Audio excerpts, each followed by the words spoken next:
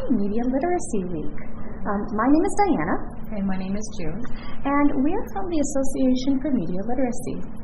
And today's media artifact is actually going to be about the library as a media environment.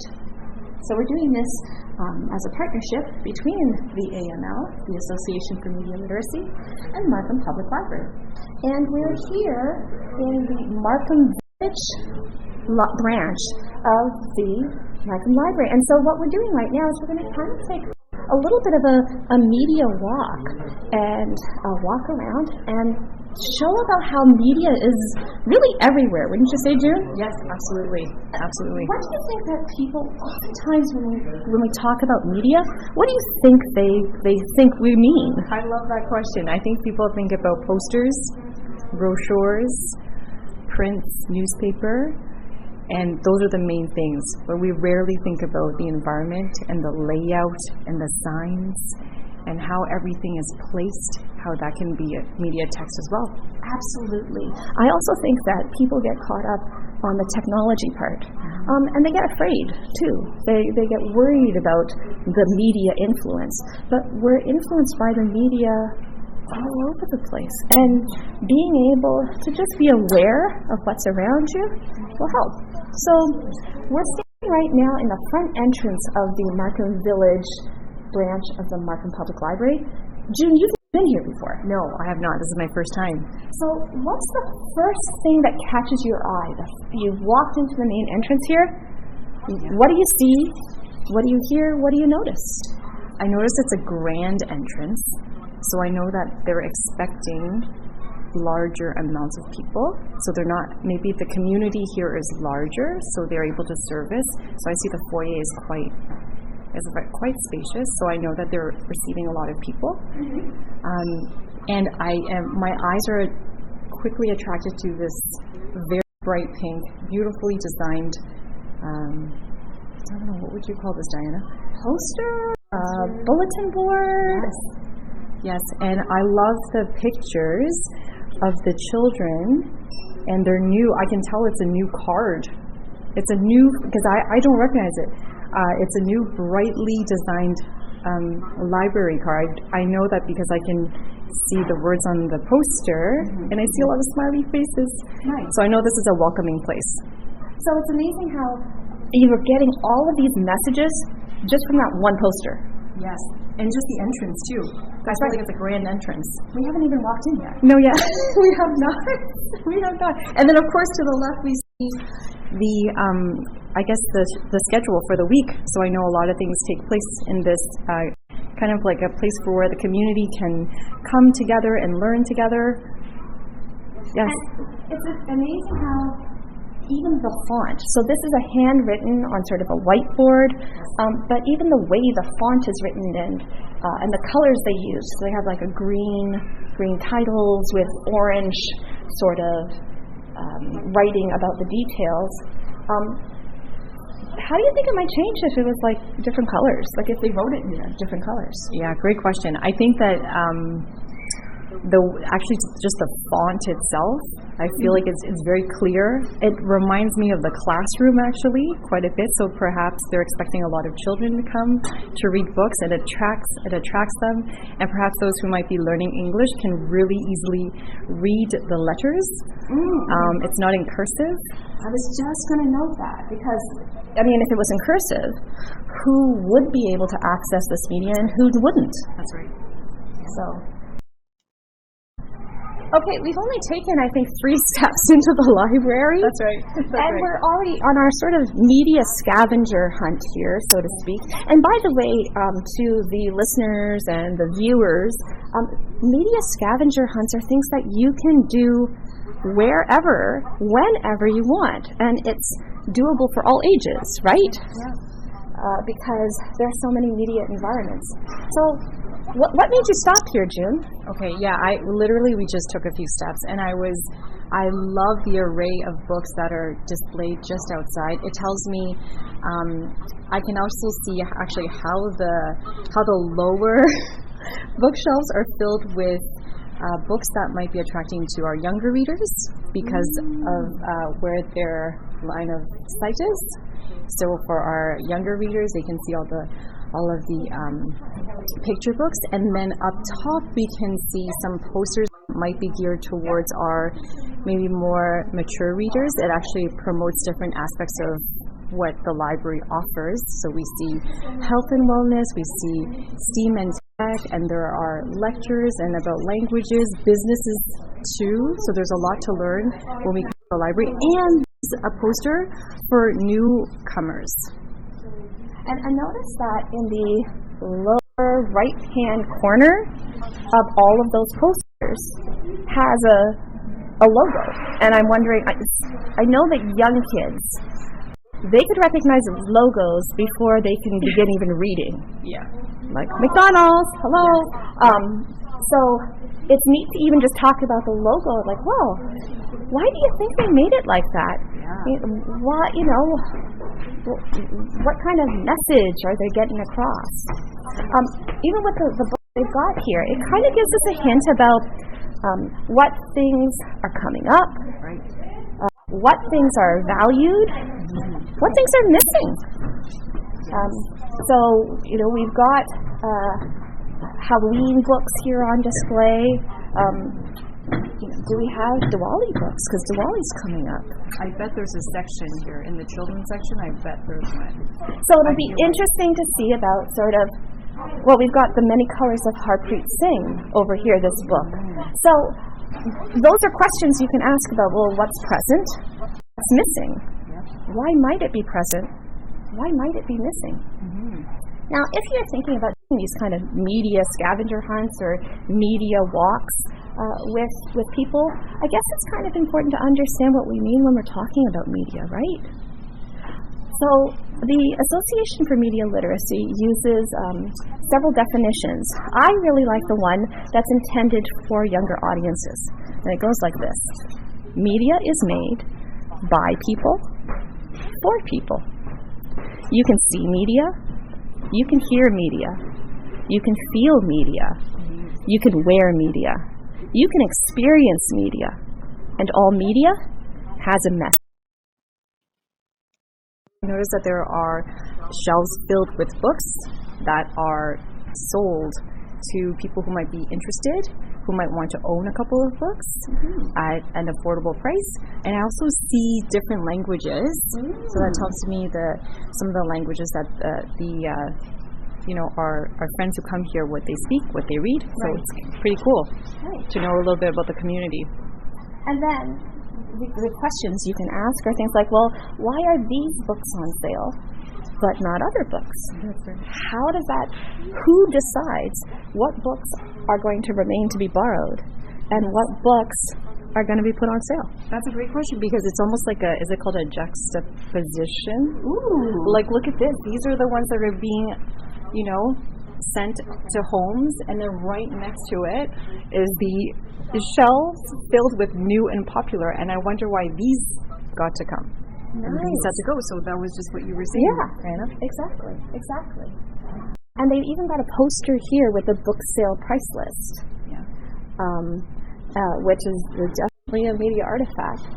So, with lots of numbers. Now, if your family is really number-centric, I don't know, does your kids like numbers? Do they like counting, or are they more word people? Are they more picture people? What are they into? I do think they like math. We do love math in our family, and I'm very happy about that.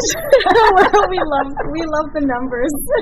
So there's so many sort of numbery things that you can do on these media walks. Hey June, I want to ask you a couple questions. Sure. So I've stopped here by this bookshelf, and there's some stuff on the top here. Yes. What's going on here? Why do you think they put this stuff on the top? Well, we see them when we're outside. I'm sure many of us Canadians see them. I think they're Canadian geese. It looks like that to me. And the largest one has a beautiful red scarf around it with white maple leaves on them. So why do you think they chose this little display of Canada geese, and why not other animals? Great question. I think some kids might go, hey, that's like a Canada flag. They might say Canada flag instead of Canadian flag. Right. But they might recognize that, oh, this might have to do with something like about where we live. And it's representative of who we are, I think. Yeah. So part of it is a little bit about, so even with this little simple display, which has no words, it really is a picture of, or it's not a picture, it's 2 stuffed Canada geese Yes. with 1 really big Canada goose, which I'm dying to touch. I wonder what it's made out of. I know. Do you think we'll be allowed? Well, are we allowed? All right. Although it's high. See, here's the thing. I was like, are we allowed? And the reason why I asked that, Because it's high up. high up. That's right. There's your media. There's another. It's a media message here about, well, maybe we're not technically supposed to be playing with these right now. Yeah. But we have a Markham Public Library representative here taping, and he's given us the okay to actually touch it. I wonder if it's going to actually feel like feathers. Tell us. Well, what do you guess? Guess what you think it's made out of? That's a great question. It looks kind of foam-like. Okay, like touch foam. it. Okay. Don't do this in every public library that you're in, folks, okay? Well, It doesn't, more like maybe plastic, I guess. I think it's plastic. Yeah. But notice that we understand so much more about media than we give ourselves credit for. Yes. So we knew, sort of, that we probably shouldn't be touching that because it's high up. We knew it was a display. We knew it had stuff to do with representing Canada and the community. So all of these things we got out of just noticing the 3 geese on the top there. Okay, so here we are at, I guess is this the back of the library? Have we made it to the back? And we're at this rather unique area. And there's a big sign here called The Pond. What do you think you do in the pond? I don't know. My first question is, when this was designed, Yes. what was the overarching theme? Like, why the pond? Because if this is the pond, there must be other elements throughout the library that complements this. Well, wait, look at the floor. Hold on. We are at the pond. Wait, look down. The floor is blue with little aspects of green, and right in the middle of this area is a big blue blob. So I guess it's sort of matching the theme here. It'd be interesting, like, what do you think we do in this space? What would we do in a pond? How would this pond compare to, say, a real pond outside? Yeah. I wonder if this has to do with maybe children love to explore outside, in nature. We see a mural, and it's filled with, I guess, species that would live in this ecosystem. So you're definitely talking about some values here, right? Like showing that we value the outside, we value nature. We think that the environment is important because if we're putting it on our walls inside and we're kind of making the outside or the inside look a little bit like the outside. I guess that's something that's kind of important to people, and that's one of the things that media. When we say media has a message, that's some of the messages, that it communicates what's important to a society or to a group. Yeah. And does your values match the ones here in this library? Yeah. Right? That's right. You want to come in and play? Even though, I said play because notice I'm already assuming what space this is for, right? Yes. I would think, and listen to the sound change here. Oh, yeah. Woohoo! It's a little bit echoey now. Yeah. And there are, I don't know if you noticed, but Diana, we have clouds above us. You're right, the light. So definitely, being able to point out, like, this would be fun. So, like, don't give the answers if you're coming to the Markham branch or Markham Village branch, but how do you know, other than the sign saying the pond, how do you know that this is supposed to be outside? Well, we see the sun as well. Now I see it because we're looking up and the sky is blue. Yes. And those are things that we typically see when we're outside in Toronto. Yes. Yeah. So, and there's lots of things to do here. I'm seeing those chairs again. But June, you made a great point about how different audiences can interpret media differently. Yeah. Do you want to elaborate a little bit about that? Sure. I mean, these chairs, when I think about it, I'm connecting what I see with what I've experienced in the past. So that's my prior experience and knowledge. And I think this is for children, and that's how I receive this message. However, somebody who might not have ever been inside a kindergarten classroom or a preschool classroom or have even been into a school, they might not recognize this furniture as such. So they might just say, you know what, I just want to sit here because I've never got to be at a table that's so fun or sat on a chair that is shaped like a flower. And it's holding me right now. Yes, so exactly. It works. It's stable for adults too. Yeah. So somebody who is an adult coming in who's never had the chance to interact with furniture that looks like this might be really drawn to it. And so even though this area might be quote for children, I don't know, I think I would have some fun in it too. I want to go check out that big wooden structure near the window here. I mean, these are really cool toys, Diana. I don't think I grew up with these toys. No, definitely not. And so other than playing with it and reading it, I love they got the N is for nature matching. And they can do some sorting. Lots of like tactile activities. Like you can, on this side you can touch. And that comes back to the, media is made by people for people. You can see, hear, feel. You can feel the texture.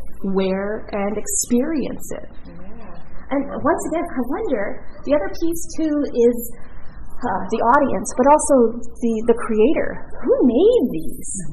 Like who painted that mural? Who made this big container thing? Or not container, this play area. Yeah, why is it shaped that way? And I see here it's got Mary, quite contrary. Who knows that nursery rhyme? That's right. Who doesn't know that nursery rhyme? That's right. Different communities that might be made up of different families from different cultures might not have been exposed to literature like that. Yeah. I love this. What is it? It's like a wavy bench, and my own children love it. We also see a similar piece of furniture at our local library. What can you do with it? I think we're meant to sit right here in the almost like in the valley. Oh, and it's really nice. But my kids love to lie on it because it's bumpy. Yeah. Because it's a little awkward when you sit up top like this. But they love it. They're just like this. So, oh my gosh. So not to get too fancy, but you're talking about a dominant reading and an oppositional reading. Oh gosh. I know. This is a little bit, This is for those who've studied media studies in the university. Yeah, about So in the library. Sitting okay? Maybe not lying, although, oh my gosh, June, I just lay down on this. You take a nap. It is really kind of cool and comfortable. It is a really cool way of sitting. I feel like it's like being creative. It gets kids thinking about. What makes you think that this is a piece of furniture, June? Yeah. How does it tell you? What is telling you that the message of this is be creative? Because it seems so. And when I see this, I see. I think creative, whimsical. Because when we look at benches inside and outside, we often see very squarish, rectangular, very firm. Whereas this one is very colorful. We rarely see a bright orangey red, kind of quote unquote irregularly shaped bench. So it's so fun. Yeah, it's so funny. This didn't say this is a fun bench, but you got all of that just from looking at it and looking at the shape. Yeah. And looking at the color. Yeah. And I wonder, wouldn't it be cool to design other versions of this? What else could there be? Yeah, absolutely. So, and then you freaked out about the table. Oh my gosh, yeah. So right next to these really cool and fun and creative benches, or a bench, is this super cool, almost like an end table. And it's got this metal piece that's also in a different. It's like a blob. Yeah. The shape is. I can't even describe this shape. It's not a polygon. It's round and it's kind of like a blob or splat. Ooh. How's that? I love your vocabulary. I love how you're trying to find words to describe it. I'm wondering who would be attracted to sit on this. My children. I think my children would be like, Mommy, look at this. It spins. But wouldn't it be neat too to also be almost like a spy and look and see, like, hang around for half an hour and see who comes here. Yes.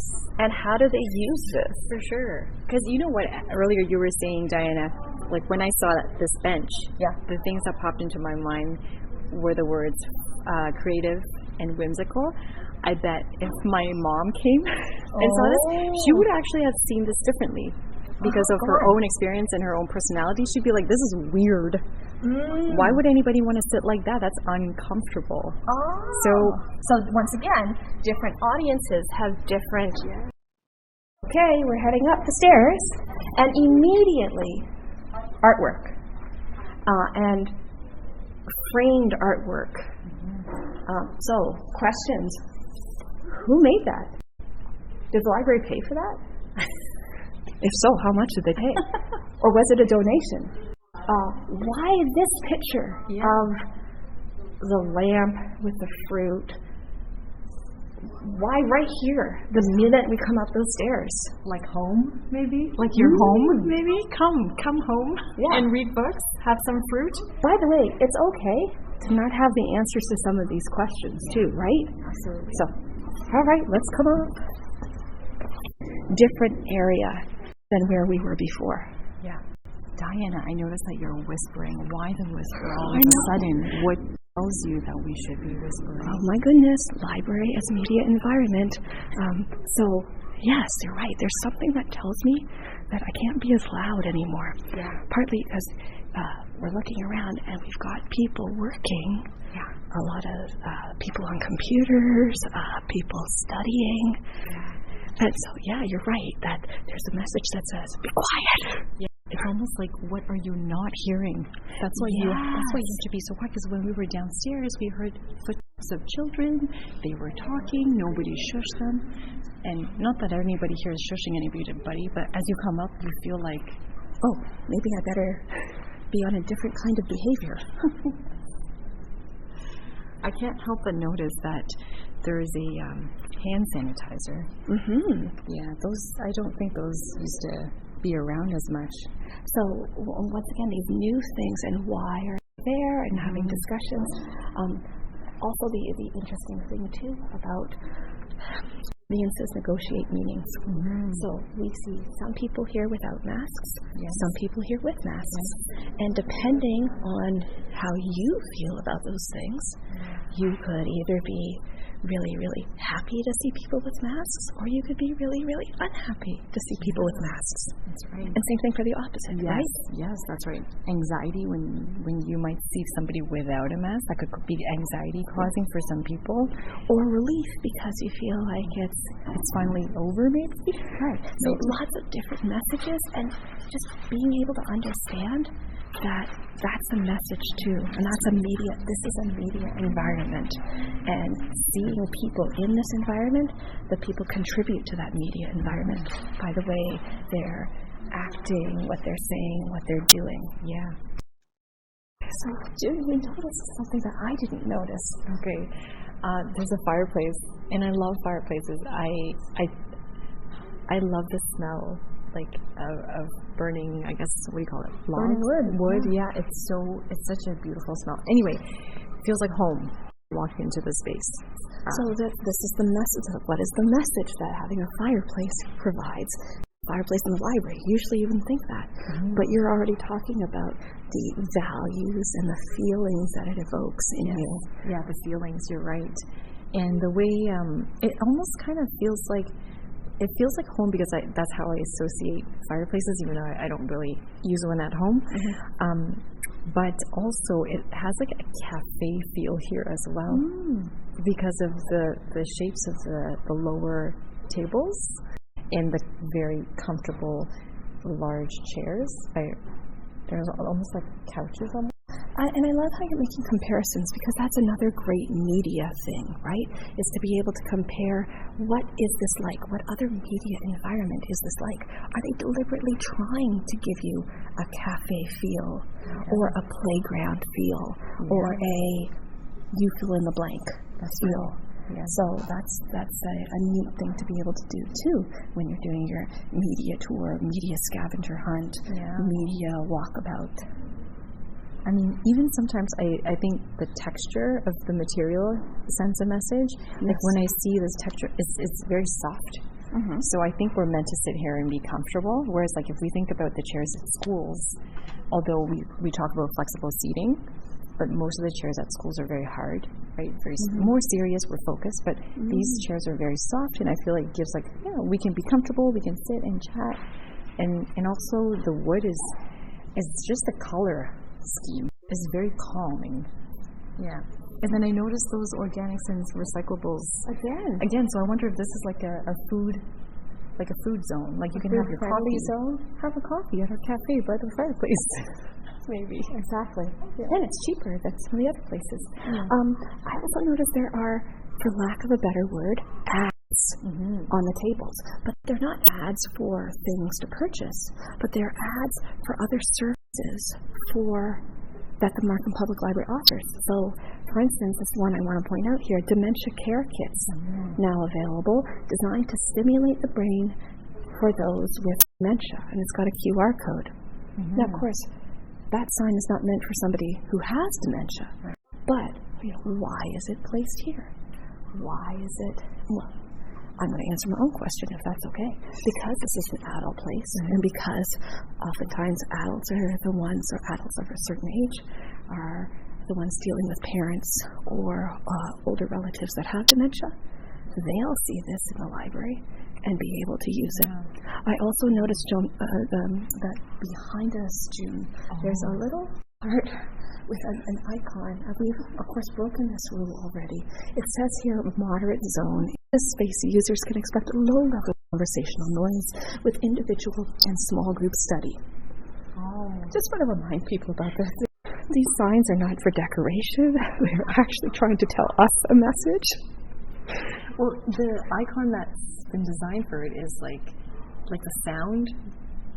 I guess speaker, yes, with only one wave, sound wave. So I guess that's moderate, as opposed to like if they have 2 or 3 sound waves. Yeah, I always love the fact that on computers the save icon is a disc. Oh, that's a good one. But yet, when was the last? Well, okay, I'm going to expose how old I am when I say about the last time that I used a disc to save work. A flop disk. Exactly. So looking once again at icons, and even if your child can't read, come to the library because they'll be reading all the signs and all the images here.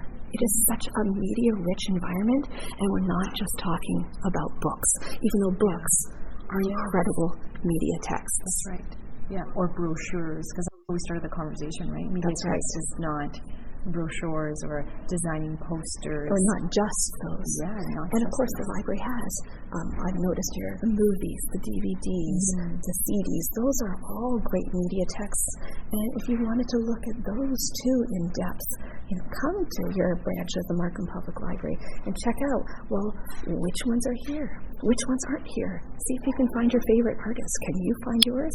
Which ones aren't here? Lots of great things that you can do in exploring the library as a media environment. Awesome.